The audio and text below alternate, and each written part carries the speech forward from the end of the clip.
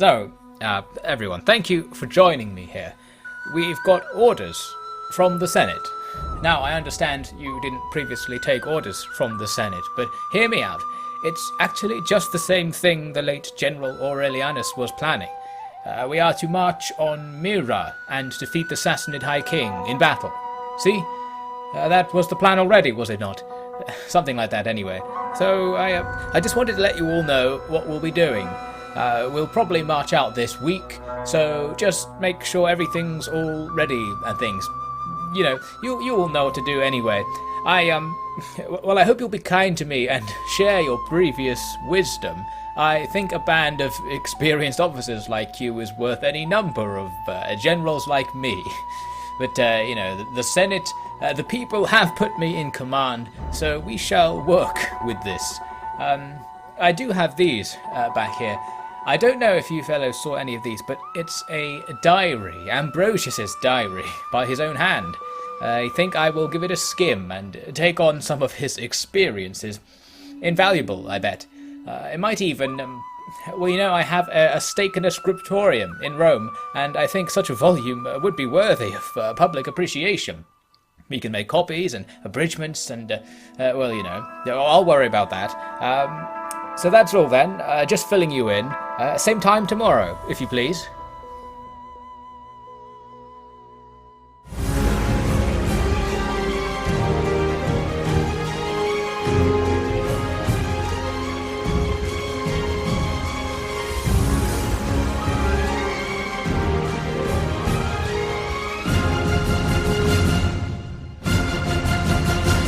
Hello and welcome to episode 44 of Fields of Mars. Last time we held on to Turnham against an Alaman invasion when they gave up and went home, and we cheekily took the settlement from under their noses. Odysseus fought a messy battle and ended up managing to stop a couple of invasions down in Egypt. We heard that Aurelianus had died of natural causes while he was besieging Myra. His force fell back to Sonada and is now under the command of Cullio. We had a glitchy battle against the Gaetulians when they tried to attack Palma, and we eventually repulsed them despite some difficulties.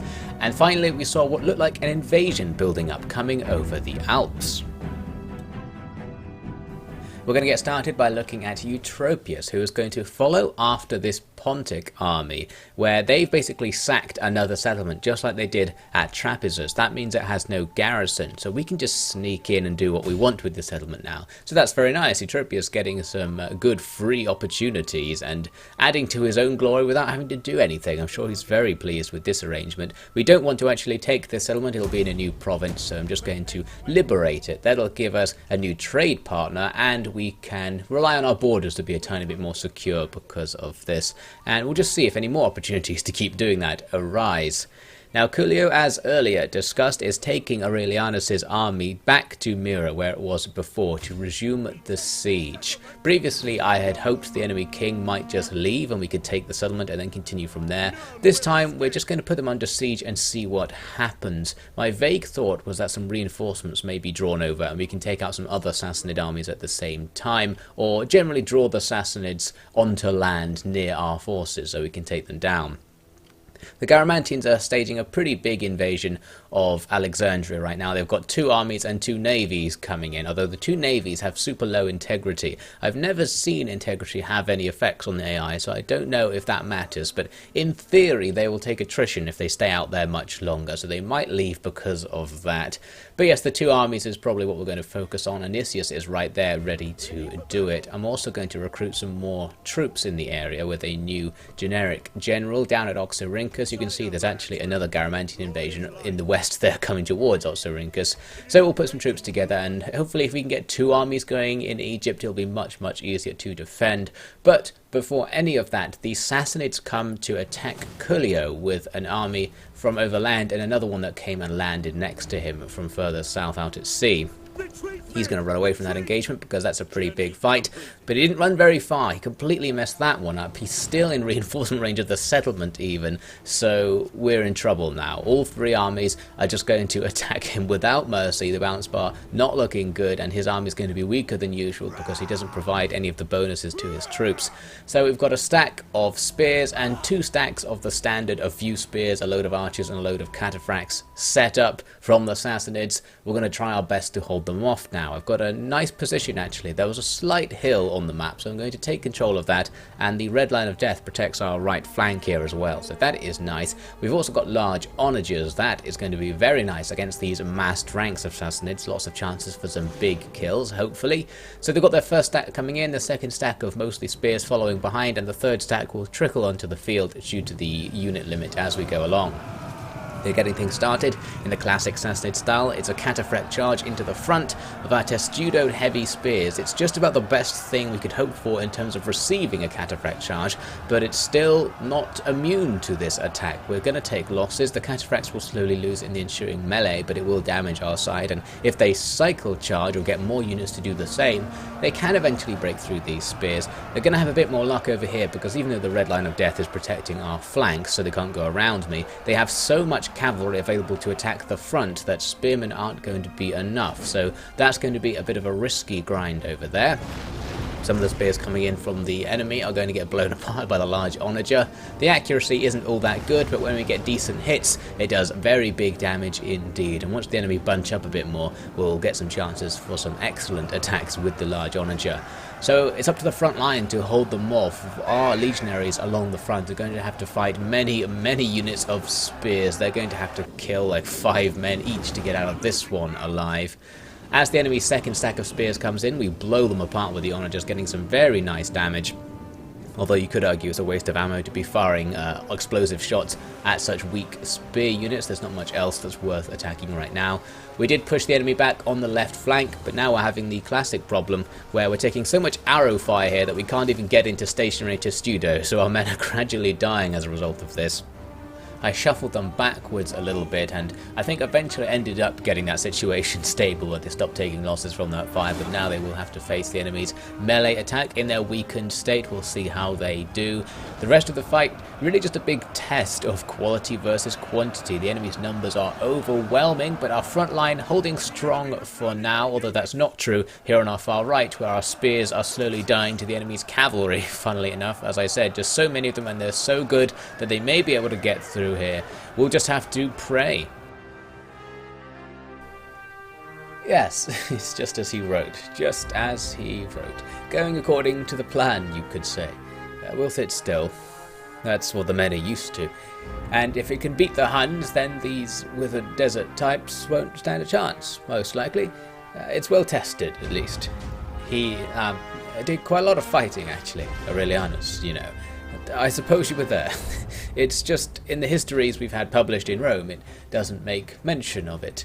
But the campaign diaries seem to be filled with even more drama than those of Consul Julianus. It would be hard to believe if we didn't have all you as witnesses to it. Very good. So we'll need to keep it safe. I will make you all the talk of the Empire after this. Now, back to it then. What happened to those cavalry?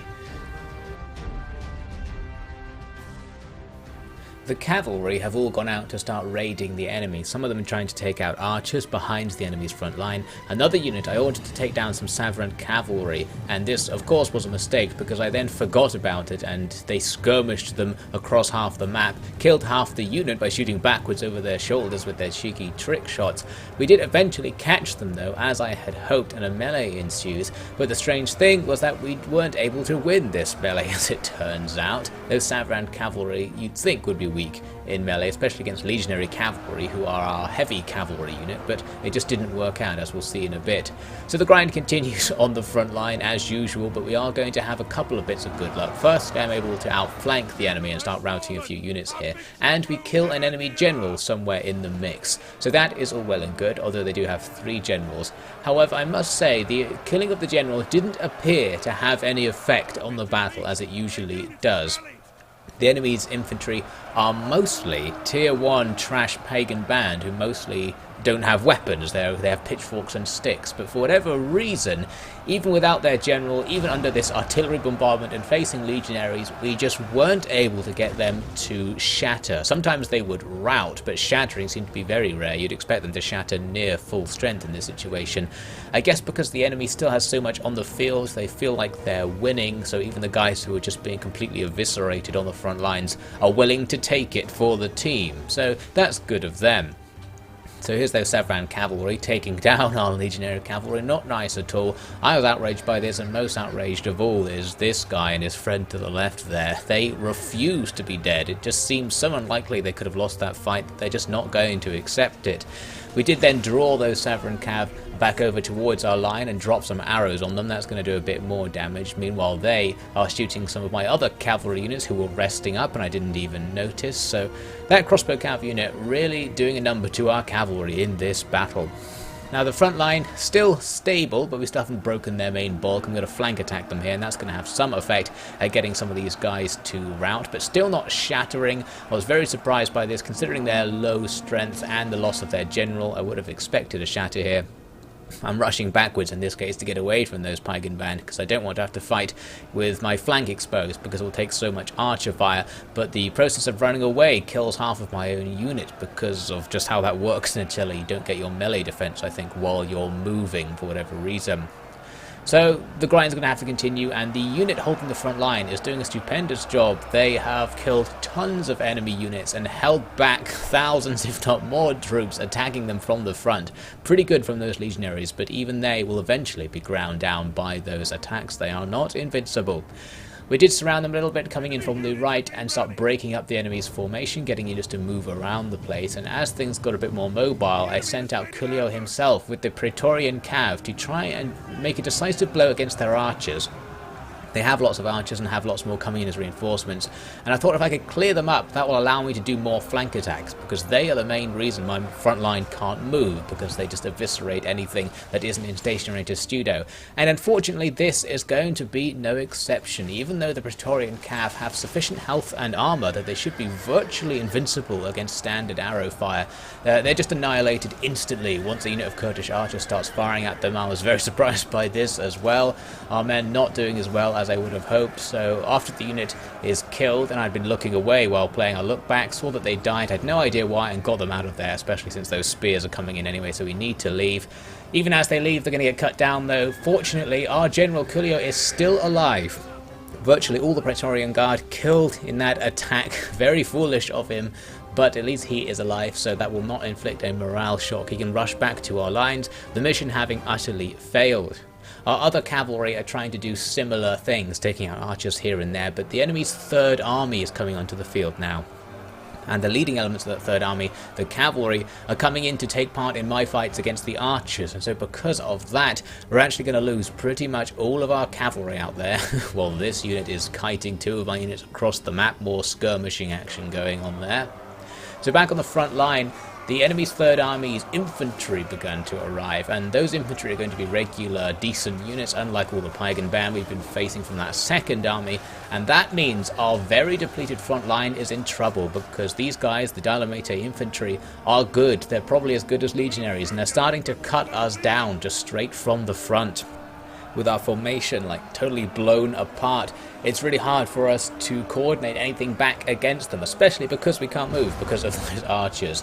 The one thing I could do is try and snipe them with what I had left of the large onagers ammo, so that's going to do a bit of damage, but maybe not enough considering the thinness of our front line versus what they have there.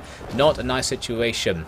A few more troops down here, taking the wrath of the large onagers, that's very nice. I'm trying to bring in some reserves who had been chasing units around on the left flank to come and take part in this fight. It's all we have, really. And on the right flank, we still have some units, but they are locked down by these archers right now. And more units are still coming in from the enemy's third army, so that situation is only going to get worse.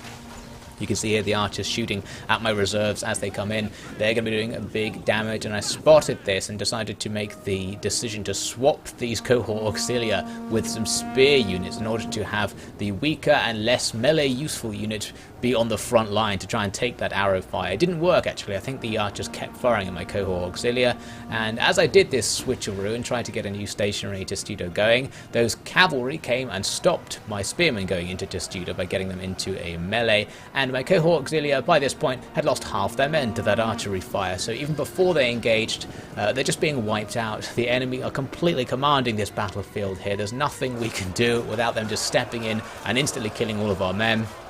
They ended up sending in some of their Dynamite infantry to attack those cohort auxilia, what was left of them anyway, and they just disappeared under that attack.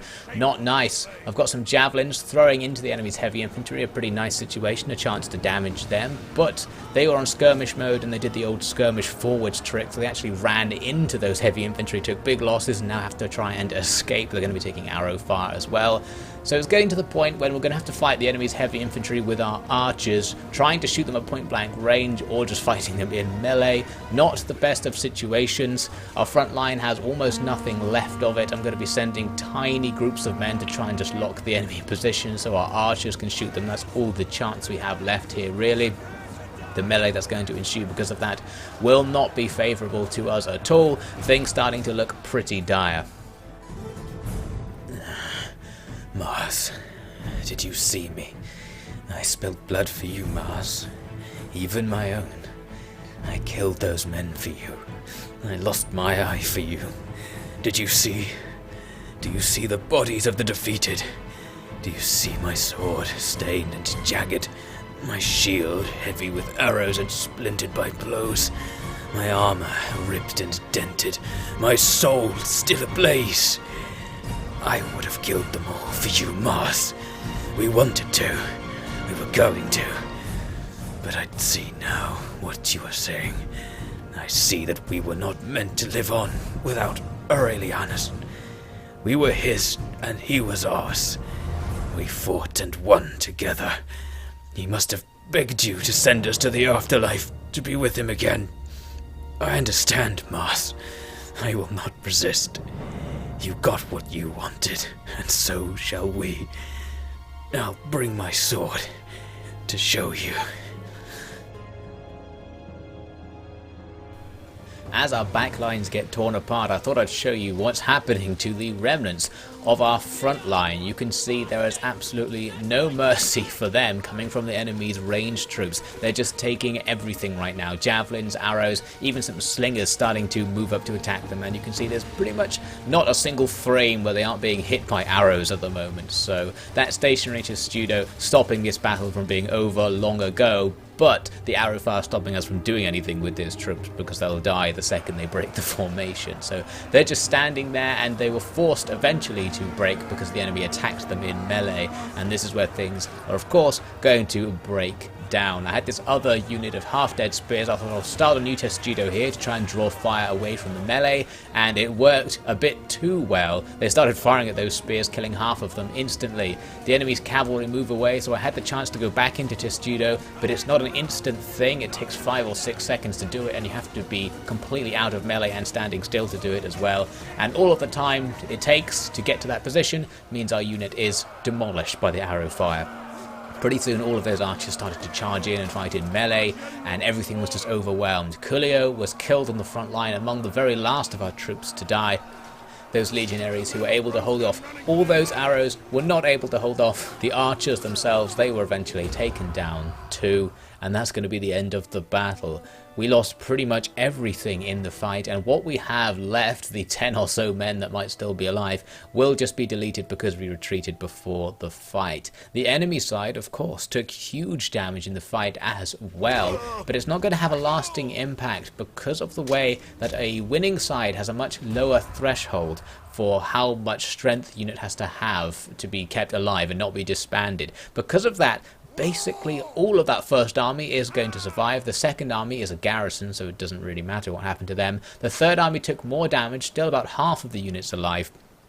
and the replenishment system will now kick in to mean that this battle had almost no impact at all on the Sassanid side, despite their extreme losses. It's in moments like this that I get reminded how much I really don't like the replenishment system, because it's just made all that effort and all that sacrifice completely meaningless.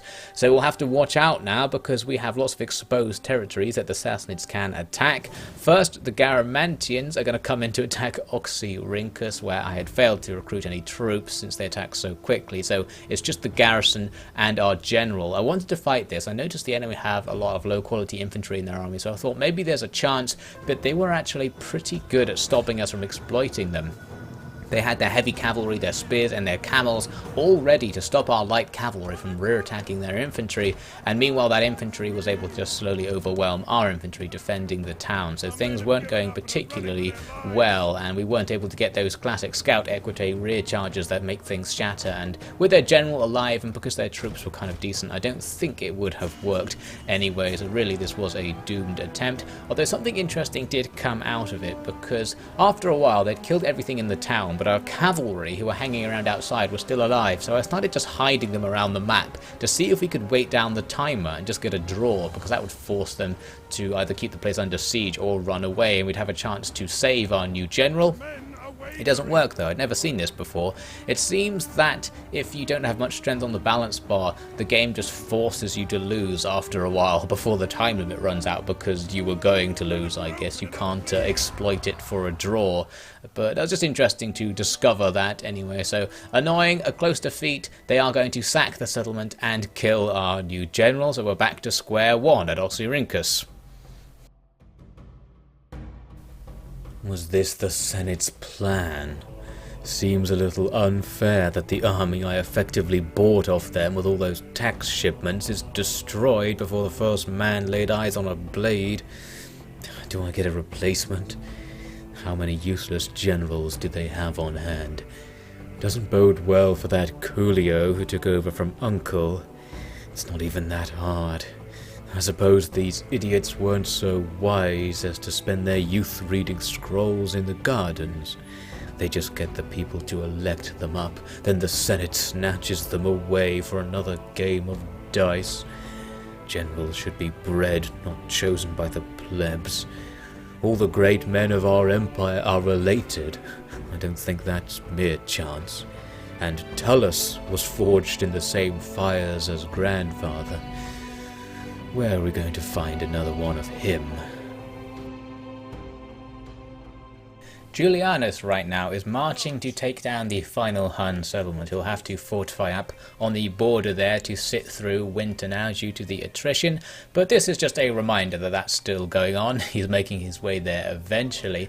Now switching far away to Eutropius, there was another chance to attack Aria. This time we'll have to actually do the work, but I noticed that this city garrison wasn't all that big. The city was really valuable, so it's making Aria lots of money, and we can attack it, so I thought we might as well. We have got the large onagers, so despite the enemy having a walled settlement, I didn't think that was going to be a problem. So to get things started, we'll just shoot their wall, but they had a bastion onager on the wall, and this bastion onager is going to prove to be quite the hero. It first destroys one of my large onagers.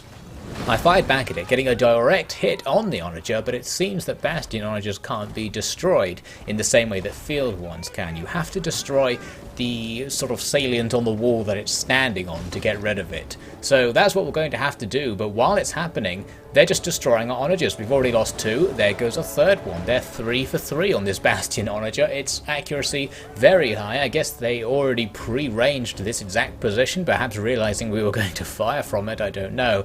Luckily, after that third miraculous shot, every other shot it fired did not hit my last remaining onager, so it's going to stay alive, although we do need to get out of the way because some of the nearby troops are going to be hit by the misses. Anyway, once the emergency was over there, we got to the real business of just slowly destroying parts of the enemy walls, and in particular targeting bits where their units were standing on the walls, because we killed the units as well, as we did just there, and we brought down all the relevant towers to prepare for our assault as well. The enemy weren't very good at getting out of the way. They would stand on the walls even as the health was going down, so they didn't seem to predict the walls eventually collapsing. Another juicy target here. More shots rain down. There goes some of their unit. Very nice.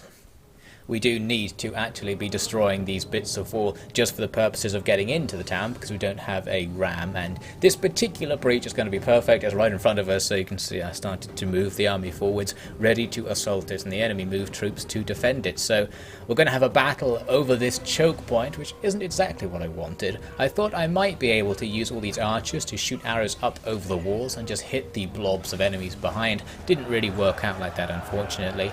So what they've done is just send a few spearmen forwards to fight with my spears. I led the attack with spears because the enemy originally had loads of cavalry just behind the wall. They're still there but not engaging right now, but a shot from a large onager landing in the middle of this courtyard, as well as doing a lot of damage, seems to prompt them to put more of a focus on defending this choke point, including with the cavalry.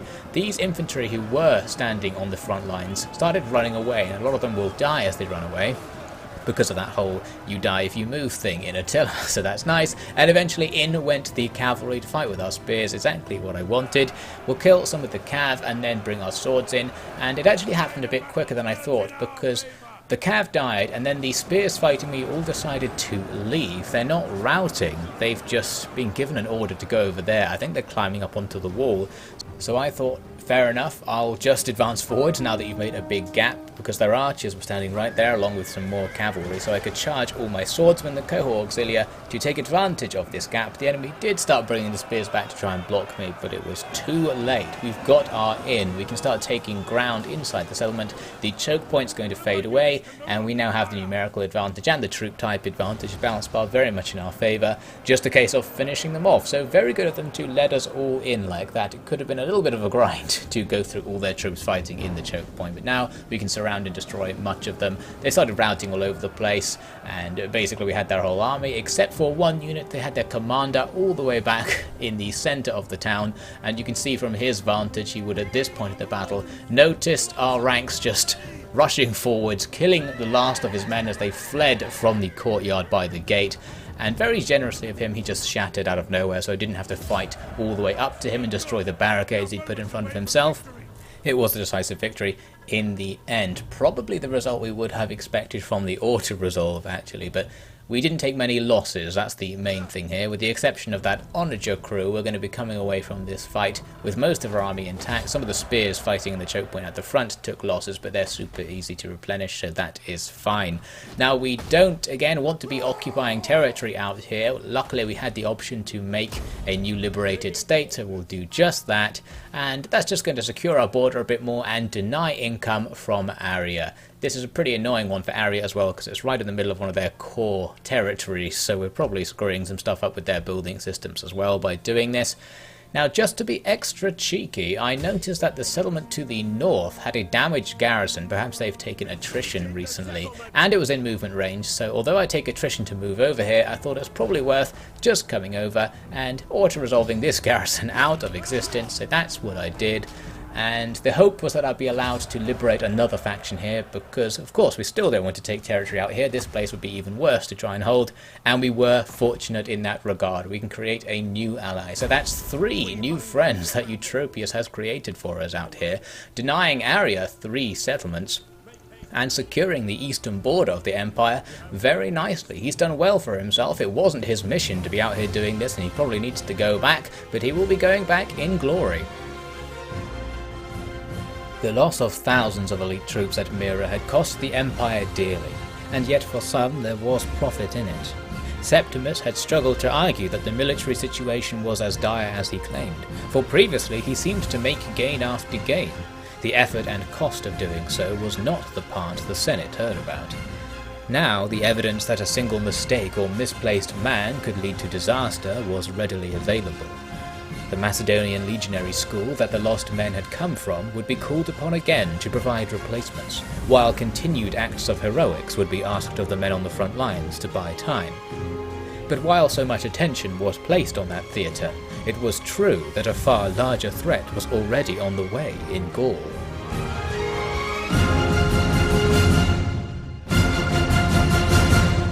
So that is it for this episode. Thank you so much for watching, and as always, thank you to the OfficiallyDevin patrons for funding the channel and getting this video out there. We've got some very large decisive battles on the cards for both of the surviving sons of Constantinus in the next episode of Fields of Mars.